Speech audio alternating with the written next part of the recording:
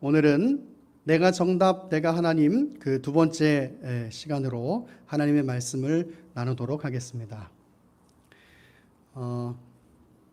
제가 신학교 다닐 때요. 제가 이름을 거론하진 않겠지만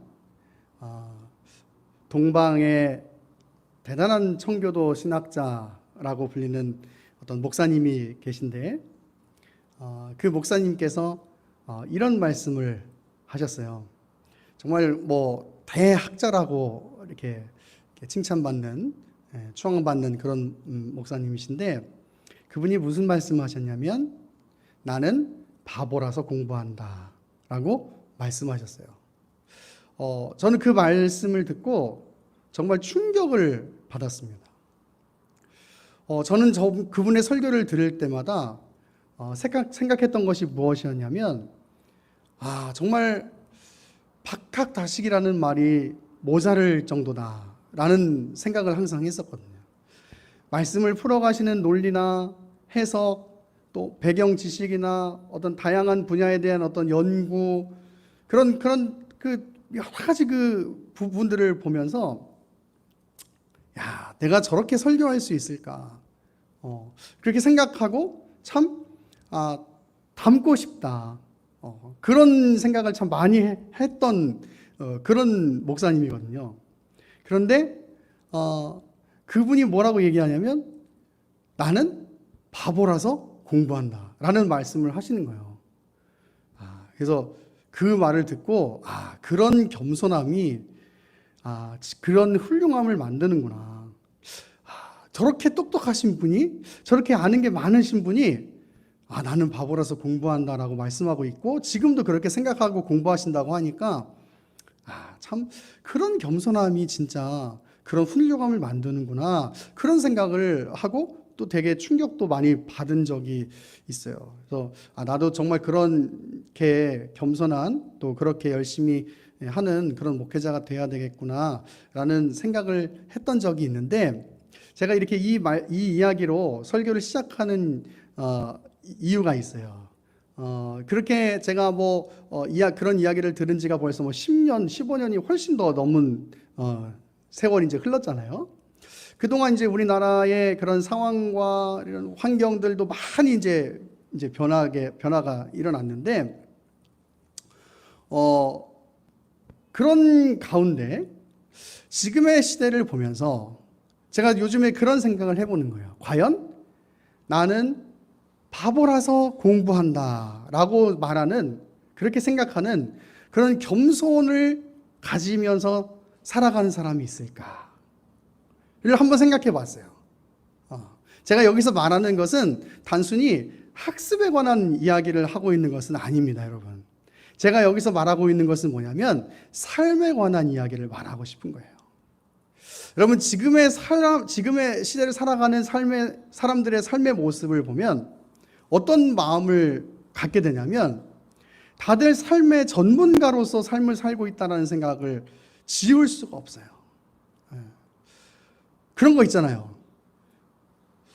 뭔가 다 알고 있다는 듯이 비판하고, 뭔가 다 알고 있다는 듯이 비난하고, 왜 저 사람은 저렇게 살아? 왜 그 사람은 그렇게밖에 못해? 왜 자기가 제대로 하지도 못해놓고 난리야? 그런 등등. 오프라인, 온라인, 그런 여러 가지 공간에서 많은 사람들의 비판과 손가락질을 보는 거예요. 저는 목회자니까 어떤 사회, 경제, 정치 그런 문제뿐만이 아니라 신앙적인 문제에서도 그런 모습들을 보는 거예요. 저는 좋은 의미에서는 비판도 할 수 있고, 또 여러 가지 토론도 해서 더 좋은 방향을 찾아가는 것, 그건 굉장히 좋은 일이라고 생각하는 사람이에요. 또 어떤 사람이나 어떤 상황에 대해서 안타까움의 그 마음을 가지고, 또 어떤 아쉬움의 마음을 가지고 그 부분에 대해서 이야기도 할 수 있다고 생각해요. 뭐 저도 그런 이야기를 하기도 하니까. 그런데 그것과 비난 그리고 정죄, 여러분 그건 다른 문제잖아요. 그죠? 그건 다른 문제잖아요. 우리 기독교의 가치는 오직 심판주는 누구밖에 없어요? 하나님밖에 없는 거예요. 근데 마치 요즘 사람들은 어떤 마음을 갖는 것처럼 전 요즘에 느껴지냐면, 내가 그 사람에 대해서 모든 것들을 알고 있고 내가 그 사람에 대해서 판단할 능력을 가지고 있다고 생각하고 사는 것처럼 느껴지는 그런 어떤 댓글들, 그런 이야기들을 보게 되는 거예요. 그리고 그런 것들을 봤을 때 너무나 마음이 아픈 거예요. 과연 정말 그 사람에 관한 그 모든 상황과 그 모든 사연을 다 알고 있을까? 너무 마음이 아픈 거예요. 너무 마음이 아픈 거예요. 지금은 많은 정보가 쏟아지고 있는 시대잖아요. 그리고 이 정보를 굉장히 손쉽게 내 것으로 이렇게 습득할 수 있는 그런 시대잖아요. 진짜 뭐 예전처럼 이제 뭐 우리 같은 무지랭이가 뭘 알겠어요라고 말할 수 있는 그런 시대가 아니잖아요. 그래서 정답을 말할 수 있는 사람들은 사실 너무나도 많지요. 근데 제가 요즘 설교에서 많이 강조하는 것처럼 사람이 정답을 아는 것만큼 사는 것은 다른 문제잖아요. 다른 문제예요. 그런데도 마치 나는 잘 살고 있고 다른 사람은 제대로 살지 못하고 있다는 그런 식의 이야기를 해버리면 그것에는 하나님 앞에서의 겸손이 존재할 수가 없는 것이에요. 제가 지난주에 이야기했다시피 내가 정답이 되어버리는 순간, 내가 심판의 자리에 가는 순간 내가 하나님이 되어버리는 것이에요. 여러분 지난주 여러분 기억하십니까? 하나님이 없어져 버리는 거예요. 내가 모든 것들을 내 마음대로 해버리기 시작하는 순간 거기에 하나님이 없어져 버리는 거예요. 저는 우리는 이런 시대를 살고 있는 이런 우리 크리스천들 안에 고민이 필요한 것 같아요. 과연 이런 시대 속에서 신앙인으로서 어떤 모습을 가지고 살아야 할 것인가? 그 고민을 저는 여러분들과 오늘 말씀을 통해서 좀 나누고 싶은 거예요.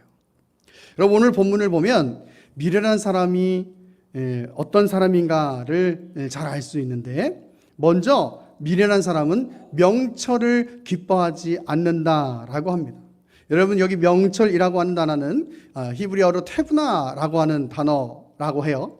이 단어의 의미는 어떤 의미냐면 자신의 부족을 알고 그것에 대처하는 방법이 자신에게 필요하다는 것을 깨닫는 지혜를 말해요. 그러니까 그 무슨 얘기냐면 자신이 부족하다는 것을 아는 상태를 말하는 거예요. 자신이 부족하다는 걸 아는 상태. 그게 명철이라는 거예요. 그게. 그러니까 미련한 사람은 명철을 기뻐하지 않는다라고 말해요. 이 말을 다시 정리하면 무슨 말이냐면 미련한 사람은 자신이 부족하다고 생각하지 않는다는 거예요. 명철이 필요 없다고 생각하는 거예요. 쉽게 말하면. 이런 의미에서 성경은 미련한 사람과 교만한 사람을 같은 개념으로 설명을 하고 있어요. 잠언서 14장 3절에 가면 뭐라고 얘기하고 있냐면 미련한 자는 교만하여 라고 이야기합니다. 미련한 자는 교만하여. 왜요? 성경을 보니까 미련한 자는 교만하여 라고 기록하고 있는데, 즉 미련한 자와 교만한 자를 동등한 개념에서 설명하고 있는데 왜 이렇게 얘기하느냐? 바로 자신이 부족하지 않다고 생각하는 거예요. 그러니까 여러분 사람은 누구나 부족한 면이 있잖아요. 그죠? 그것이 지식적으로든 행위적인 것이든 뭐 경험적인 것이든 또 신체적인 것이든 다 그런 부족함이 있잖아요. 그런데 죄인된 인간은 항상 내 부족은 보이지가 않는 거예요. 그리고 다른 사람의 부족은 그렇게도 잘 보이는 거예요.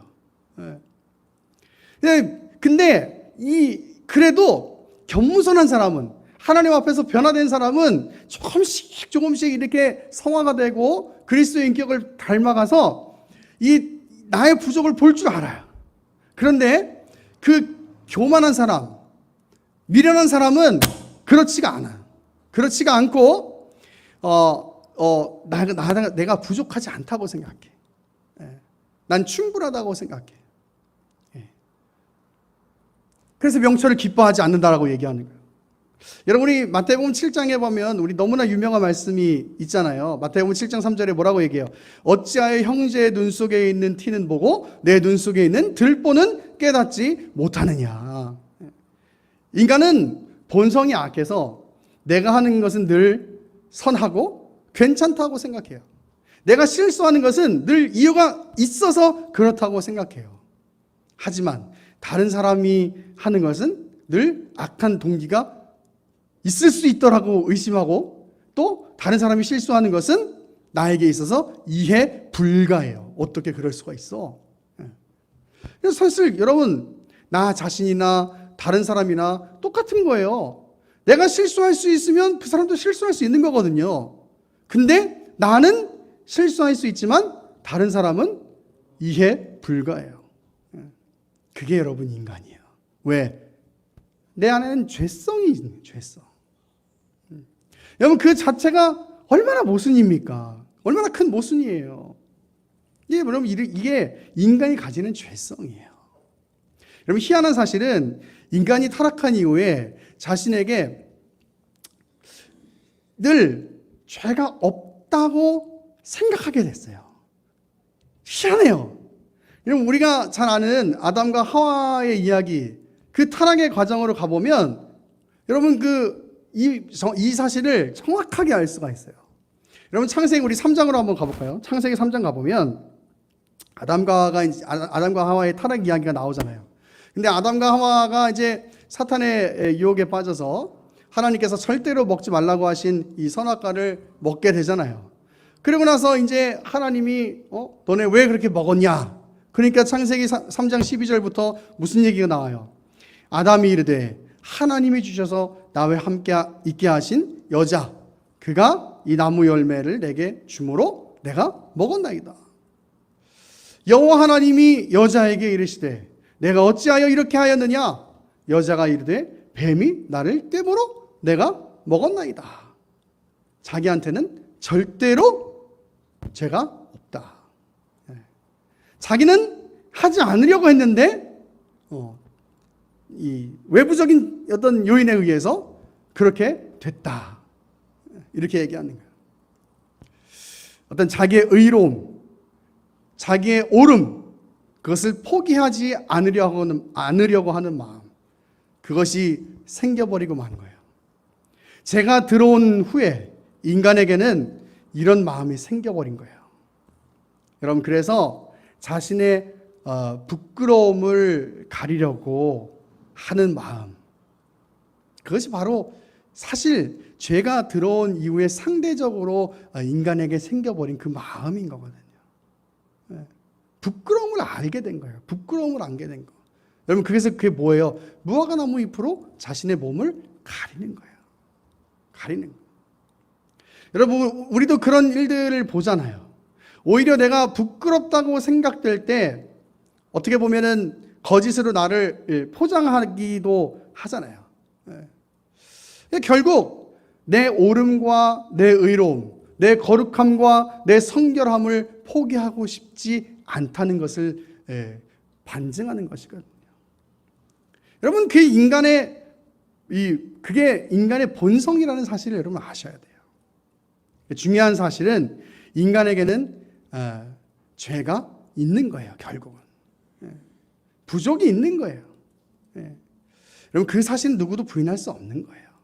근데 희한하게 인간은 죄가 들어오고 나서부터 그 사실을 자꾸 부인하고 싶어 하는 거예요. 왜? 그게 부끄럽다는 걸 아는 거거든요.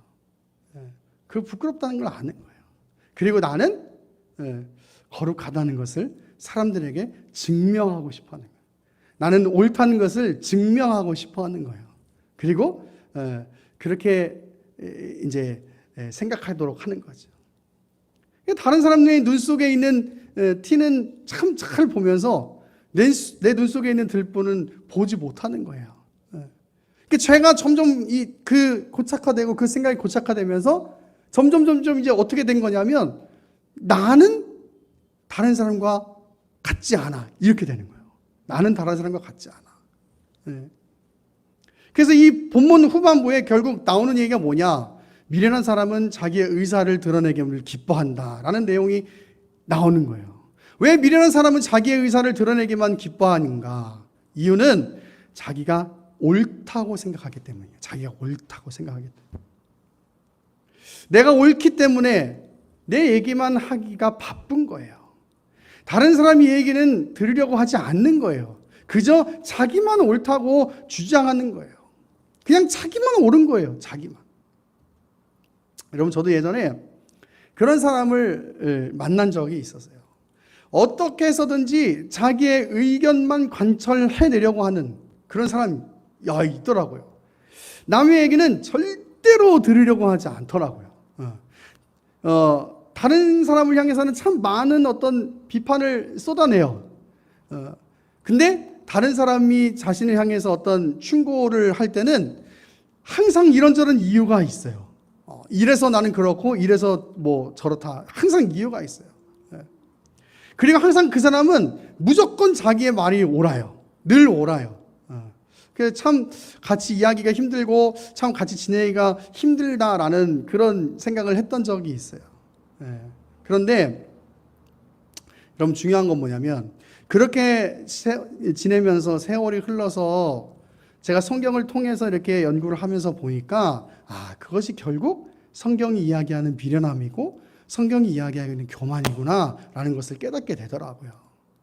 그리고 결국은 어떻게 되냐면 그분이 하나님을 떠나게 되더라고요. 하나님을 떠나게 돼요.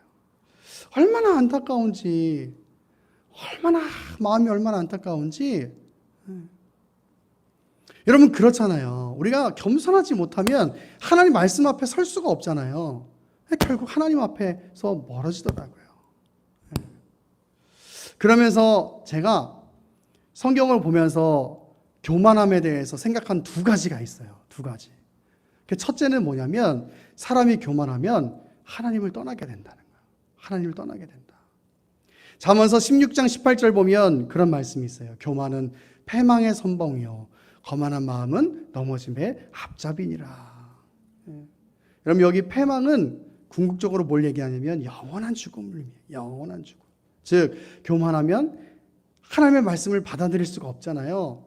그렇게 되면 결국 어떻게 되는 거예요? 하나님 나라에 들어갈 수가 없는 거예요. 그러니까 늘 자기가 옳은 사람은요, 하나님의 말씀도 결국은 받아들이지를 못하는 거예요. 제가 좀 아까 얘기했던 그분이 늘 이제 신앙 안에 있던 분이었으니까 교회에 대한 비판, 어떤 목회자에 대한 비판 맞아요. 얘기도 다 맞아요. 근데 너무 안타까운 게 뭐냐면 내 안에도 부족함이 있잖아요, 사실. 내 안에도. 근데 그걸 받아들이지를 못하는 거예요. 늘 자기한테는 그럴 수밖에 없는 이유가 있는 거예요. 사람 다 누구나 다 이유가 있죠. 그렇잖아요. 근데 그걸 받아들이지를 못하는 거예요. 하나님의 말씀, 결국은 그 받아들이지 못하니까 하나님의 말씀도 결국 받아들이지를 못하더라고요. 하나님이랑 멀어지는 거예요. 안타깝더라고요. 사람이 겸손하지 못하면 진짜 하나님이랑 멀어지는구나. 제가 그걸 이렇게 살아오면서 깨닫게 돼요. 두 번째는 뭐냐면 오늘 마지막에 보면 미련한 사람이, 즉 교만한 사람이 자기의 말만 한다고 그러잖아요. 결국 그것은 뭐냐면 배려와 사랑을 상실한 사람인 거잖아요. 자기 말만 하니까, 그렇죠? 들을 줄도 모르고. 그래서 교만한 사람은 사랑을 잃어버리게 되는구나 라는 생각을 했는데, 성경을 보니까 고린도전서 13장에 사랑에 관한 이야기가 나오는데, 그 사랑에 관한 이야기 중에 뭐가 나오냐면 13장 4절에 사랑은 교만하지 아니하고가 나오는 거예요. 교만하지 아니하고. 왜 사랑과 교만이 왜 연결되는가를 보니까 이게 있는 거예요. 그렇구나. 왜 사랑과 교만이 연결되는가? 그렇지. 여러분, 이 겸손해야 이게 사람을 사랑할 수 있게 되는 것 같더라고요, 보니까. 네. 겸손해야. 이게 사람이요, 교만하면은 주변에 있는 사람도 사랑할 수가 없는 것 같아요. 다른 사람의 어떤 이 상황과 형편에 대해서 공감해 줄 수도 없고 이해해 줄 수도 없는 거야. 그냥 나는 모든 것을 다 알고 있고, 신앙적으로도 그래요. 나는 뭐 늘 어떤 신앙적으로든 신학적으로든 평가하는 게 늘 옳아. 그래서 그냥 평가해버리고 마는 거예요. 판단해버리고 마는 거야. 나는 내 생각이 늘 옳으니까. 근데 사실 그렇지 않을 때가 많거든요, 여러분. 그렇지 않을 때가 많잖아요. 근데도 그냥 내가 말해버리고 평가해버리고 마는 거야. 약간 제가 신학교 다닐 때 처음에 제 모습을 봤을 때가 그랬던 것 같아. 그래서 사실 사모님이 저 처음에 싫어했거든요. 율법주의자라고 막 싫어했어요. 그런데 보니까 그런 거예요. 교만하면 사람을 사랑할 수가 없는 거예요. 교만하면 사람을 사랑할 수가 없어요. 근데 이제 보니까 그게 아닌 거야. 그래서 사랑이 교만이랑 이렇게 교만하지 않는 거랑 이렇게 연결되는구나. 근데 성경을 보니까 그게 있는 거예요. 잠언서 28장 26절에 보니까 무슨 얘기가 있냐면, 자기의 마음을 믿는 자는 미련한 자요, 이렇게 되어 있어요. 자기의 마음을 믿는 자는 미련한 자다. 미련한 자는 교만한 자랑 연결되잖아요, 그죠? 성경에. 내 마음을 믿는 자는 미련한 자는. 또 성경에 이런 내용이 있는 거예요. 잠언서 18장 13절에 뭐라고 있냐면, 저는 진짜 성경의 진리라고 생각했던 게 뭐냐면, 잠언서 18장 13절에 뭐라고 있냐면, 사연을 듣기 전에 대답하는 자는 미련하여. 이렇게. 사연을 듣기 전에 대답하는 자는 미련한 자예요. 제가 말씀 서두에 그랬잖아요.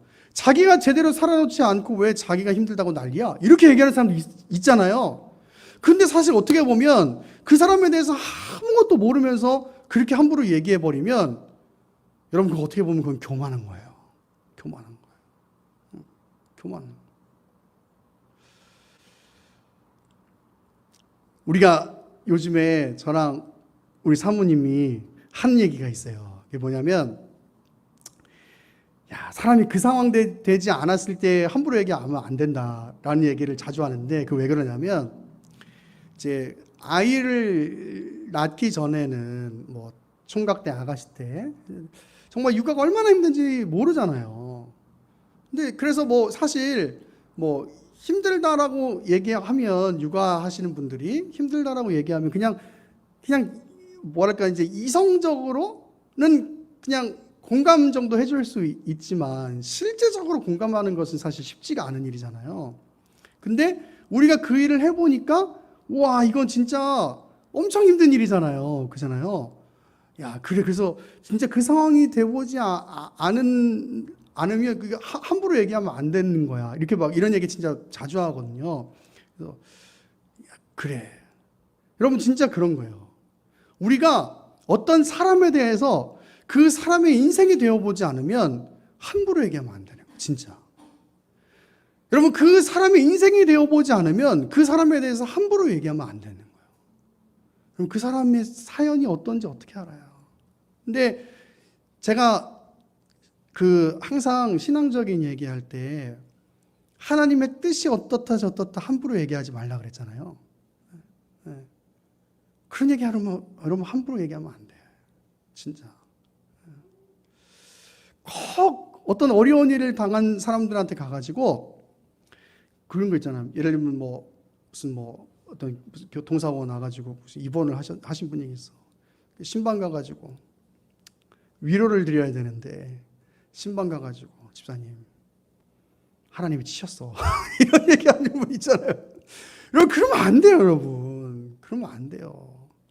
진짜 그냥 하나님이 개인적으로 깨닫게 하시는 그런 어떤 하나님께 돌아오게 하시는 그런 은혜들이 개인적인 어떤 상황 가운데 이렇게 있도록 하시겠죠. 하나님이 어떤 계획하심이 있으면은. 근데 어쨌든 함부로 얘기하면 안 돼요. 진짜 함부로 얘기하면 안 돼요. 그 사람의 인생에 대해서 함부로 얘기하면 안 돼. 어떻게 보면 내가 다 알고 있다고 생각하는 교만으로부터 그런 얘기가 흘러나올 수 있는 거거든요. 예. 성경이 얘기하잖아요. 성경이 사연을 듣기 전에 대답하는 거. 이거를 조금 더 이렇게 약간 이렇게 다르게 적용해서 풀어보면 내가 그 사람에 대해서 다 알지 못하면서 함부로 얘기하는 거, 그건 교만한 거예요. 그건 교만한 거예요. 진짜로. 그건 교만한 거예요. 어떤 사람들 중에 이런 사람도 있잖아요. 그냥 무턱대고 그 사람에 대해서 비판하고 무턱대고 그 사람에 대해서 싫다고 얘기하는 사람도 있어요. 그 사람의 상황과 그 사람의 형편에 대해서 이해하려고 하지 않고 그냥 자신이 생각하는 범위 안에서 판단해버리고 그냥 비판하고 그냥 싫으면 싫은 거예요. 여러분, 그런 사람을 향해서 성경이 뭐라고 하느냐? 미련한 사람이다. 교만한 사람이다. 그렇게 얘기하는 거예요. 여러분, 내가 아는 게 전부가 아니잖아요. 근데 정말 교만한 사람은 어떻게 생각하냐면 내가 아는 게 온 우주를 포함한 지식인 것처럼 그렇게 생각하는 사람들이 있어요. 여러분, 그게 교만이에요. 교만. 여러분, 그런 사람이 어떻게 다른 사람을 사랑할 수 있겠어요? 내가 온 우주를 아우를 수 있는 그런 정답을 가지고 있는 사람이라고 생각하고 사는 사람이 어떻게 다른 사람을 사랑하며 그리스도의 사랑을 실천하며 살아갈 수 있겠어요? 여러분, 저는 오늘 말씀을 통해서 이 정답을 말하면서 살아가고 있는 이 시대 가운데 우리 그리스도인들이 해야 할 일은 정답을 말하는 일이 아니고 저는 그리스도의 사랑을 실천해야 하는 일이라고 생각해요. 그 일을 해야 하려면 어떻게 해야 하느냐? 우리가 겸손을 회복해야 하는 거. 겸손을 회복해야 돼요. 내가 하나님의 말씀 앞에서 내가 교회 20년 다녔어. 30년 다녔어. 내가 목회를 10년 했어. 20년 했어. 50년 했어. 내가 하나님의 말씀을 이만큼 알아. 그런 것 가지고 자랑하고 내가 이만큼 고민하고 내가 이만큼이나 더 오름을 갖고 있어. 여러분, 그 싸움을 하는 게 아니고 정말 하나님의 말씀 앞에서 내가 얼마나 더 고개를 숙일 줄 알고 정말 얼마나 더 하나님 말씀 앞에서 얼마나 더 겸손하게 살 수 있는가. 여러분, 정말 이 시대 가운데 그런 목회자, 그런 성도, 그런 그리스도인들이 필요한 게 아닌가. 여러분, 저는 그런 생각을 해보는 거예요. 여러분, 잠언서 12장 15절에 보면 그런 말씀이 있어요. 미련한 자는 자기 행위를 바른 줄로 여기나 지혜로운 자는 권고를 듣느니라. 여러분, 미련한 자는 자기 행위가 바른 줄 안 돼요. 그게 교만한 거죠. 교만한 거죠. 그런데 지혜로운 자는 권고를 들을 줄 안 돼요. 조금 더 폭넓게 그 범위를 확대해서 제가 이야기하면 하나님의 말씀을 듣는 사람이 지혜로운 사람이에요. 그리고 하나님의 말씀을 들을 줄 아는 사람이 겸손한 사람이에요. 반대로 하나님의 말씀을 듣지 않는 사람은 교만한 사람인 거예요. 네. 여러분, 교만한 사람은 하나님 말씀 앞에 설 수 없죠. 제가 아까 말씀드렸던 것처럼. 반대로 겸손한 사람은 하나님 말씀 앞에 설 수 있어요. 그러면 하나님 말씀 앞에 계속 서다 보면 계속해서 하나님이 어떤 분이신지, 그리스도가 어떤 분이신지를 묵상하게 되고, 그리고 그리스도가 어떤 분이신지를 묵상하게 되면 그리스도의 사랑이 어떤 것인지를 알게 되고, 그리고 그리스도의 사랑이 어떤 것인지를 알게 되면 그 앞에서 내 모습이 어떤가를 비춰보게 되고, 그리고 그 앞에서 내 모습이 어떤가를 비춰보게 되면 나의 연약함, 나의 악함, 나의 추악함을 보게 되고, 그리고 다시 한번 결단하게 되고 또 회개하게 되고 결단하게 되고 회개하게 되고, 그러면서 성숙하게 되면서 조금씩 그 믿음의 싸움을 통해서 예수 그리스도의 인격을 닮아가게 되는 거죠. 나의 겸손함을 통해서 그리스도의 사랑을 닮아가고, 그러면서 결국 다른 사람을 나의 어떤 그 신앙의 어떤 경력이나 어떤 지식이나 이런 것으로 억누르는 게 아니고 그 그리스도를 닮은 인격과 사랑으로 보듬고 안아주고 사랑해주고. 여러분, 이 시대 가운데는 전 그런 그리스도인이 필요하다고 생각해요. 그리고 우리 외나무 교회 성도들이 그런 성도들이 되기를 소망하는 것이에요. 그리고 그런 목회자가 제가 되기를 소망하는 것이에요. 여러분, 정답을 말하는 사람들이 아니고, 여러분, 지금 시대는 정답 말할 줄 아는 사람들 너무 많아요. 그런 사람들이 아니라 사랑할 줄 아는 사람. 제가 그런 목회자가 되고 우리 외나무 교회 성도들이 그런 성도들이 되기를 간절히 소망합니다.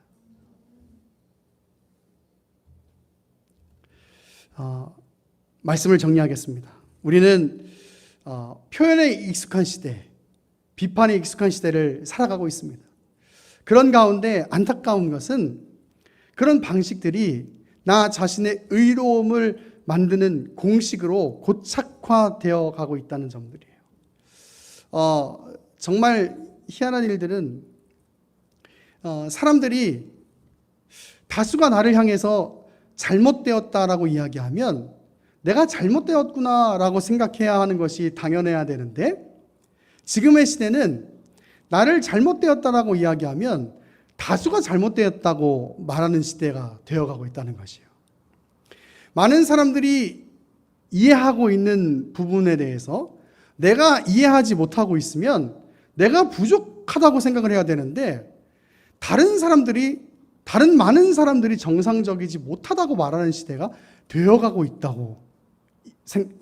있는 시대가 지금 시대인 거예요. 얼마나 여러분 이상한 시대입니까? 그죠? 물론 이 이야기는 세상적인 가치나 인본주의적인 가치를 따르는 다수를 지지하자는 이야기는 절대로 아닙니다. 절대로 아니에요. 일반적인 경우에서, 객관적인 경우에서 그렇다는 이야기예요. 그냥 내가 정답인 시대를 살아가고 있는 시대가 지금의 시대가 아닌가 생각해 보는 거예요. 그냥 내가 정답인 시대, 내가 하고 싶은 대로 살아가고 싶은 시대가 지금 시대가 아닌가. 내가 말하고 싶은 대로 말하고, 그냥 내가 생각하고 싶은 대로 생각하고, 그냥 내가 싫으면 싫은 거고, 그냥 내가 좋으면 좋은 거고, 마치 지난주에 우리가 이야기했던 것처럼 자기 소견에 오른 대로 살아가는 그런 시대가 지금의 시대가 아닌가 생각해 보는 겁니다. 여러분, 그런 시대 가운데 우리 신앙인들 안에 하나님 앞에서의 겸손을 찾아볼 수 없고, 그런 시대 가운데 우리 많은 사람들이 이야기하는 것처럼 사랑이 식어져 가고 있는 시대가 지금의 시대가 아닌가 생각해 보는 겁니다. 여러분, 우리 그리스도인들의 삶은 이런 시대 가운데 어떤 삶을 살아야겠습니까? 저는 우리 그리스도인들이 하나님 말씀 앞에서 나 자신의 연약함과 나 자신의 부족함을 보면서 겸손의 모습을 회복하고, 그리고 그리스도의 사랑을 닮아가면서 정답을 말하는 그리스도인이 아니라 그리스도의 사랑을 실천하는 그런 그리스도인의 삶을 살아가는 것, 그것이 지금 시대가 요구하는 그런 그리스도인의 삶이 아닐까 생각해 보는 것입니다. 여러분, 그 무엇보다 우리 하나님은 저와 여러분에게 정답을 요구하시지 않았어요. 오래 참아주심으로, 오래도록 기다려주심으로, 지금껏 우리의 손을 놓지 않아주심으로 여전히 우리를 하나님의 자녀라는 신분을 유지토록 그렇게 만들어주고 계셨어요. 우리도 그 사랑을 실천해야죠. 하나님께서 우리에게 정답을 요구하셨으면 우리가 믿음 없는 행동을 하셨을 때 바로 진노하셨을 거예요.